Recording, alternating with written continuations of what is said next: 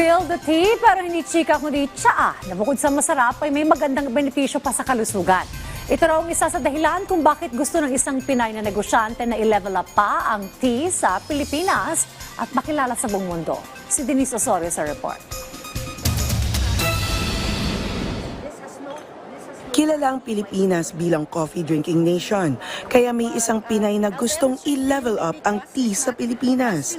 Na-inspire raw ang businesswoman na si Dila Donio sa kanyang pamamasyal sa ibang bansa. Dito niya napansin ang mas malawak na mundo ng tsaa at napansin ang puwang sa merkado ng Pilipinas. I just saw a gap. Because from my travels abroad, I saw a gap that how come we don't have these varieties of teas in the Philippines? Maybe I can import them. Goal raw niyang maging kilala ang tea sa Pilipinas at maging sa buong mundo. Hindi lang sa lasa, kundi pati na rin sa kalusugan. I've spoken to some suppliers during one of the last shows of DTI. I want to become the Amazon of teas, and we can, whatever tea you like, we have it. So this year I said we don't have Philippine lines of tea, so we want to develop the tea line coming from the Philippines.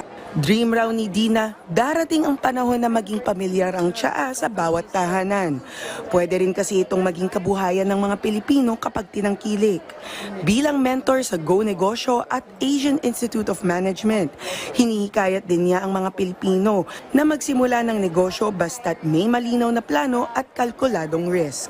I want to be able to educate a lot of Filipinos on the health and benefits of teas. So that is going into a tea revolution.